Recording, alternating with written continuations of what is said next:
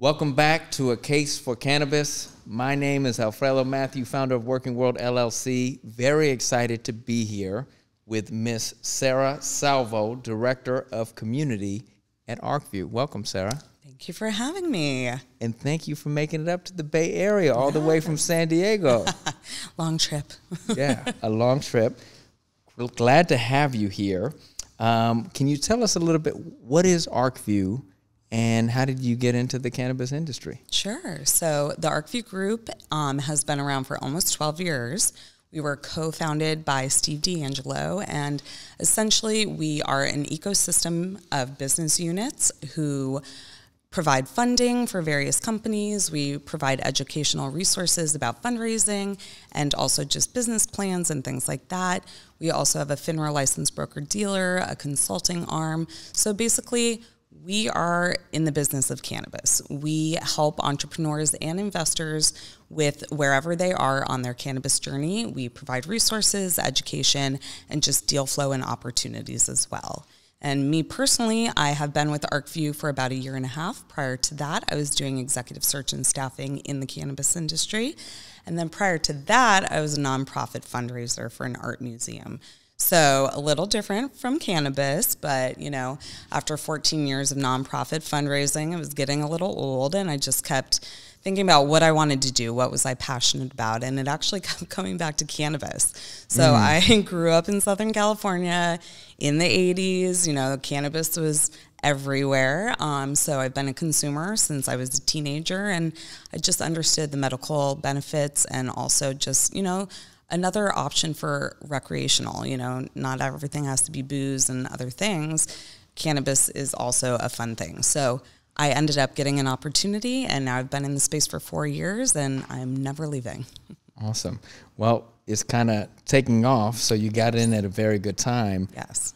Your founder, Steve D'Angelo, was one of the co-founders and owners of Harborside here in Oakland, which I heard is the largest dispensary in the world, which is pretty incredible. So you have some pretty bona fide roots when it comes to cannabis. And you're in a unique space because you're on the investor side. In this series, I've spoken to a lot of entrepreneurs. I've spoken to a lot of workforce training providers. I've spoken to lawyers. One thing that comes up from every angle is, how do you get the funding? How do you, in this capital-intensive industry, and you all, Arcview, are actually funders, you're investors. So tell me a little bit about your investment portfolio. Sure. So when we first started out, we weren't doing direct investments. We do now, but back in the day, we were really just the place to connect the entrepreneurs to those who were kind of brave enough at that time to deploy capital into the space. So over time, we've kind of morphed into different things, and about 2 years ago, we acquired a member managed fund, which was Viridian, and now it's our Arcview Collective Fund, and that's a member managed fund. We have 15 investments, and it ranges across all verticals. So everything from cultivation technology up to a flower and pre-roll company and kind of everything in between. So, and then we have that, and then we also launched our FINRA licensed broker-dealer 1 year ago.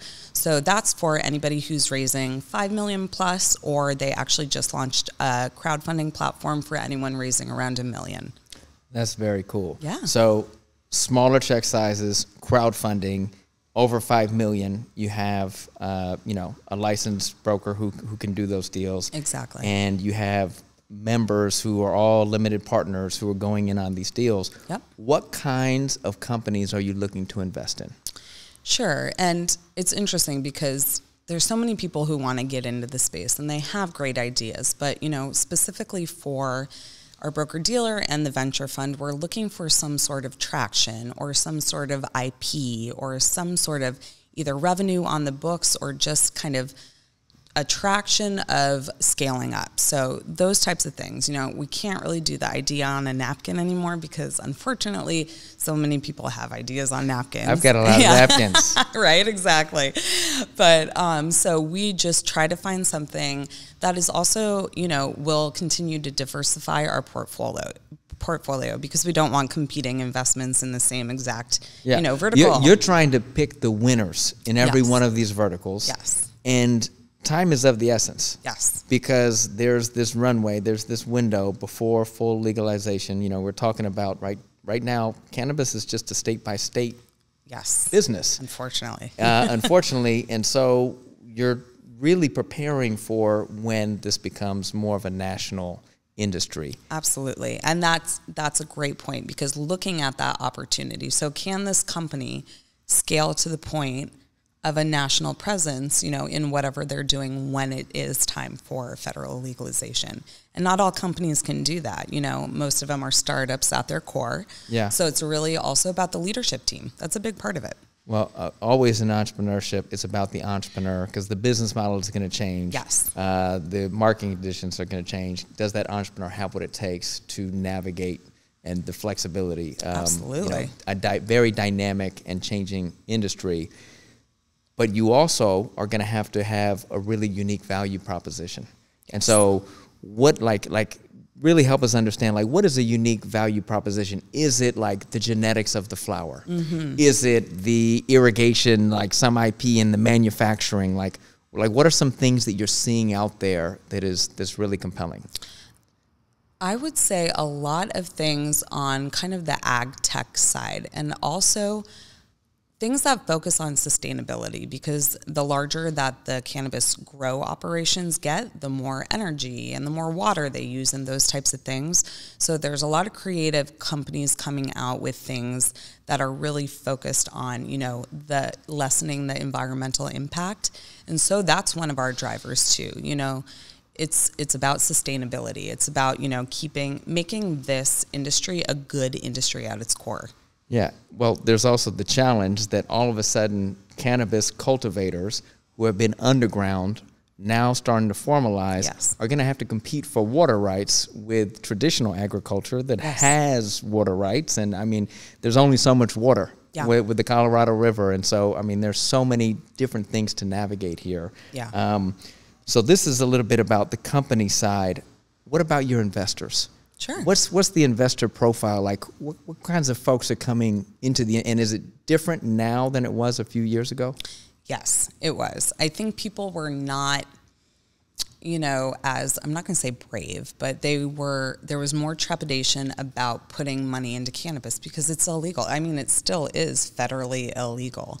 So, you know, I think there were a lot of investors in California who kind of got it a little more because it's been around a little more just as a state. But I would say in the last year and a half or so, the amount of East Coast investors that are coming in has increased a lot.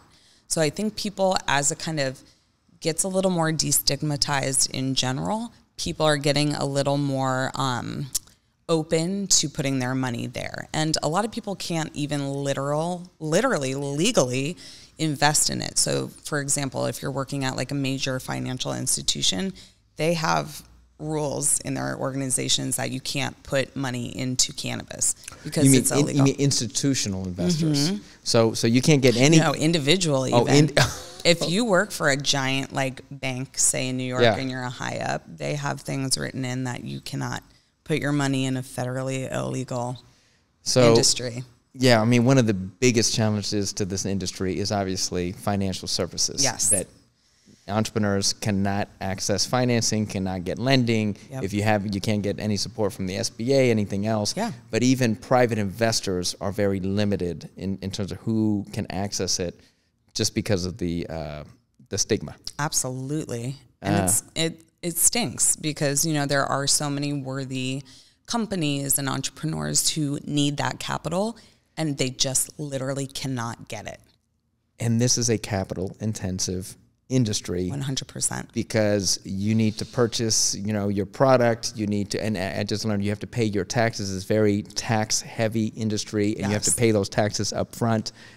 Is highly regulated, so there's a lot of compliance expenses. Yes. And so and there's lots of equity programs. Yes. Tell me about how you see, some of these equity programs which are doing a great job with the training, with the support, helping with the licensing.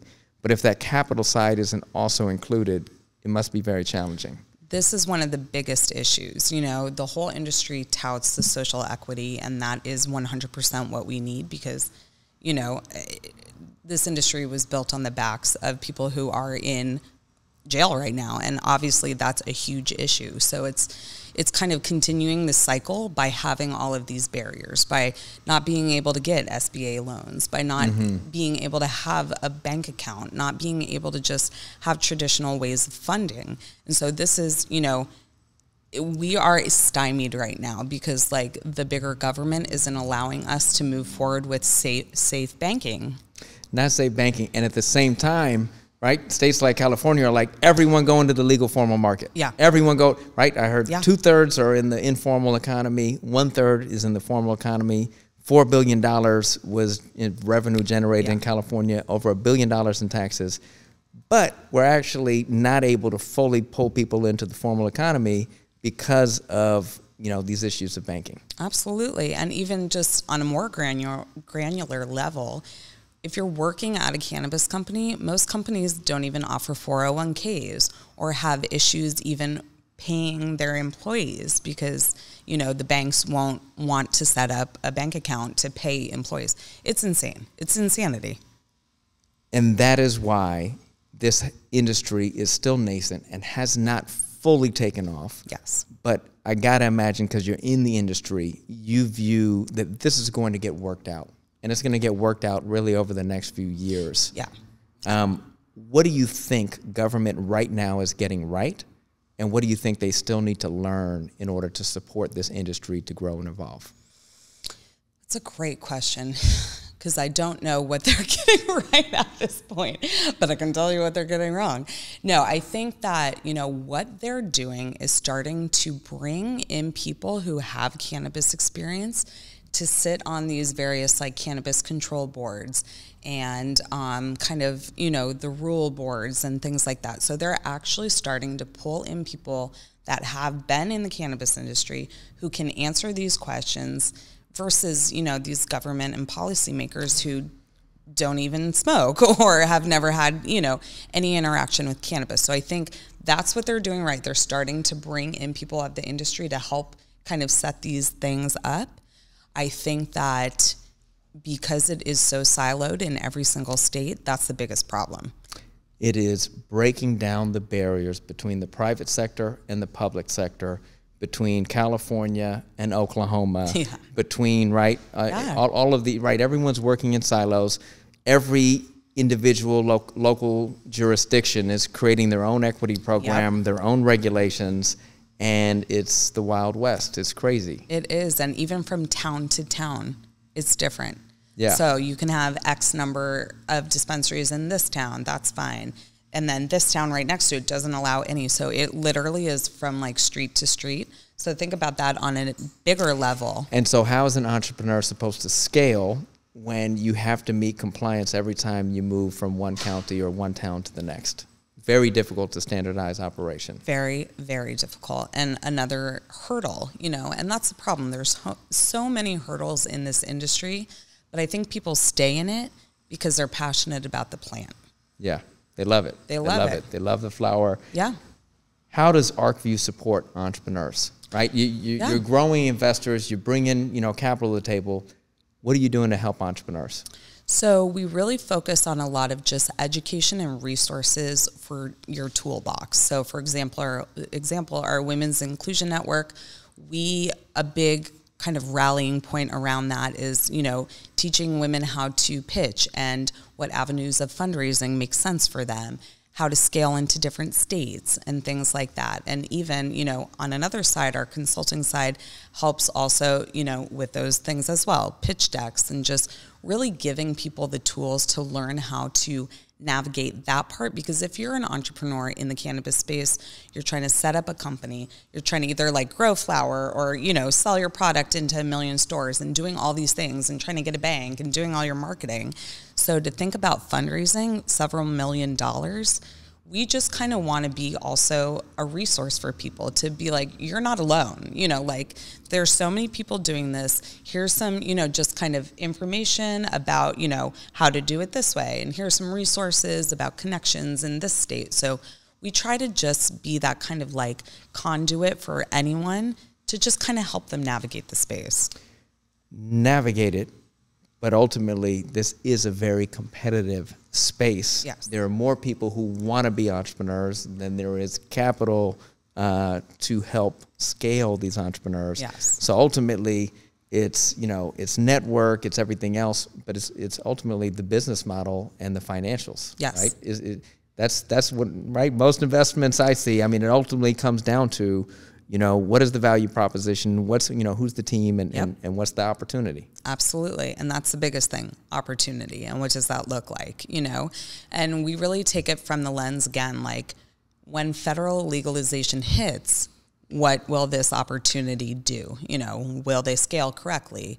Will they be able to penetrate all the states? You know, so we are looking at that in a bigger picture because we see companies all the time that they are great ideas and we want to support them, but you know, there's only so much money to put in, you know, from our own coffers as well. So it's a conundrum. Well, more investors need to come to the table, Yes. but that is only really going to happen when the stigma is not there and truthfully the legalization. Yeah. Because if you can't do financial services, it's a very risky investment. Yeah. You also really understand the workforce needs of the industry because you came from staffing. What are the different roles in the industry? So it's interesting. So the cannabis industry is broken out into different verticals. So there's various things like cultivation, retail, manufacturing, distribution. So in each of those verticals, there's opportunity for so many roles, like ranging from, you know, like an admin or temp work all the way up to CEO. So within each vertical, it's a whole company. So there's everything, and it's agriculture, it's, you know, R&D, it's food production, it's everything. Like there's chocolatiers who are, you know, going over to edibles companies and they've worked for, you know, Godiva for like 20 years and things like that. So there's an opportunity for anyone who wants to get in. And, you know, for me, it was, I made the transition. I have more of a soft skill set. So I kind of, you know, found a way to get in, and then I'm kind of just honing what I'm doing. So it's kind of just grabbing that opportunity wherever it is and finding your path, because the companies have to pivot and change so much because of, you know, just the regulatory landscape and startup world and everything like that. You have to be nimble as an employee. You need to be entrepreneurial, yes. right? If you're totally. Not Yes, that's a great point. At no matter what you're doing, even if you are literally like a part-time, you know, production person popping out like gummies, like you need to do it with passion and you need to have a great attitude because there's a lot of craziness in this industry, but a lot of opportunity. Tell me about that opportunity. Is this an industry where you can advance quicker, right? Because I imagine other more established industries, you know, you need the higher ed, you know, you need the master's degree, you need 8 years of experience before you can even get into this managerial role. Yes. If you have hunger, if you got passion, if you are a quick study, what could you do? Rise through the ranks, 100%. It's I wouldn't say it's like an opportunistic industry, but you need to grab that opportunity when it comes.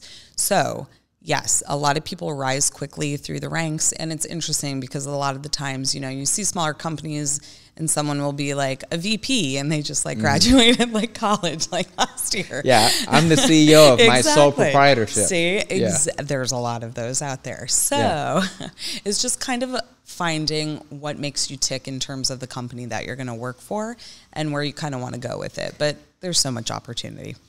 Because there is no formal education and accreditation for this industry, what role can the community colleges play in helping to formalize career pathways? Absolutely. So there's so many transferable skills that work really well in the cannabis industry.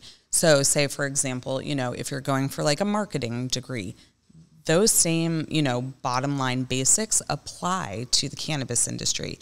But it's more about just educating about the nuances of the plant and, you know, the different just kind of like startup world, things like that. But I think just kind of... And where you can and cannot market. Well, exactly. And that's that whole, regulatory issue. So that's a huge part of it. Education about the regulations and just kind of like being on top of what's coming down the line.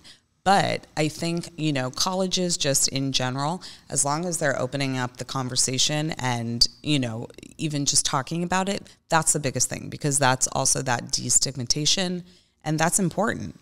So I think, you know, a lot of kids are going to be coming in interested in this, and I think it's a great open opportunity for colleges.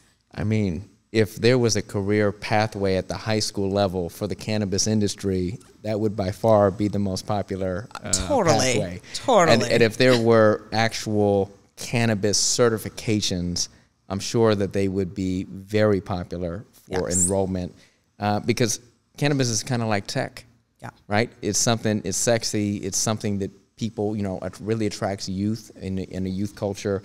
So I think that would be really exciting. Where is the growth?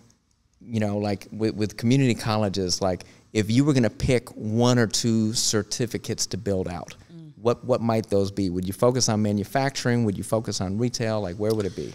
I would say product development, marketing, just in a regulated industry, like in general, and probably supply chain things.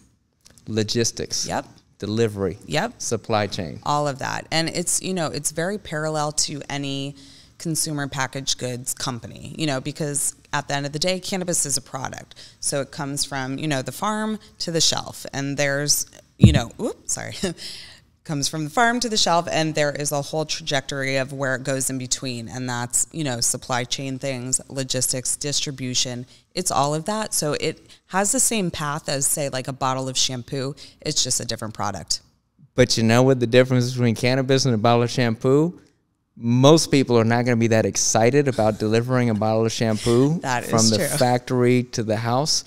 But a really cool cannabis product, I mean, people would be pretty excited to be a part of that. It's exciting because we really do get to see a lot of innovation too, just in terms of technology and products and just the way things are happening. So that's really exciting because people are creating things every single day. So there's not too many industries that you can kind of say that happens still. Yeah. I mean, it's such an interesting, fun place to be. In the next 3 to 5 years, where do you see this industry going? And really, what is your hope for the industry? My hope is federal legalization will happen in a correct and thoughtful way. I think it's, you know, I was hoping it was going to happen a little sooner, but I think it's going to happen in about 5 years when it's all said and done. But once that happens, you know, I think if they opened up the border between the states, a lot of the issues that are going on would go away. So, you know, people could get flour from California in other states. What a concept, you know, and vice versa. Like we could get some products from New York that they're creating over there, because that's really the only way you're going to expand, because you can't stay, you know, siloed in your own little area. So I think once that happens and there's, you know, cross-state transportation, that's when it's going to, that's it. That'll be the game changer. Yep. That'll be kind of like our end goal.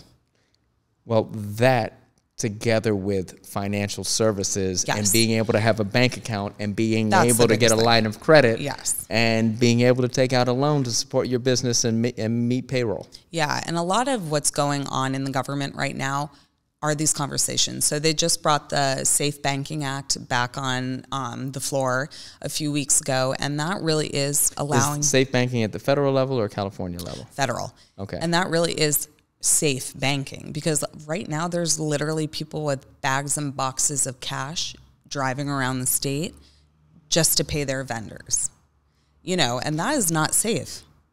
You mean you're not even able to make digital payments? No. You can't use PayPal? No. Stripe? Yep. None of that. Venmo? We've been shut down, like in my various companies for different things, and we don't even touch the plant. I've never been in a company that touches the plant, and our bank accounts have been shut down. So they're forcing us to do risky things, and that's a problem. And they're keeping the legal market from growing. Absolutely. And yet still taking all the taxes. Taking the taxes. But imagine the tax revenue that could be generated if there really was a pathway to the formal economy. Absolutely. And not just taxes that are willy-nilly, because like they say it goes to education, they say it goes to, you know, infrastructure. Nobody really knows where all this money is going. So that's also a problem. So just some more transparency from the government side about where those taxes are actually going would be great. Well, we can't change everything in the government. So I wish I had a wand. There's a lot going on, but it is exciting to see that Arcview is out there. And are there other Arcviews? Are you a unicorn out there? Are there other folks in the investment space? Are you part of a network? We're kind of a unicorn. And I think part of it is because we've been around so long and we really understand the landscape of, you know, pre-recreational legalization up until now. There are some other, you know, smaller investor groups and a lot of syndicates and things like that, but we're really the only one who does what we do. And we do a lot of it just with education as like the forefront too, because an educated population, especially about cannabis, is only going to help the cause. Yeah. Well, I appreciate you sitting down with us today and talking about this and helping to educate our community about the investment side and from your perspective. And you have a really wonderful kind of history and trajectory. And I hope you just continue to thrive. Thank you. I appreciate it. I love speaking about cannabis. All right. Thank you. Thank you for being here. Really appreciate it. And we will see you soon. All right. Thanks. All right.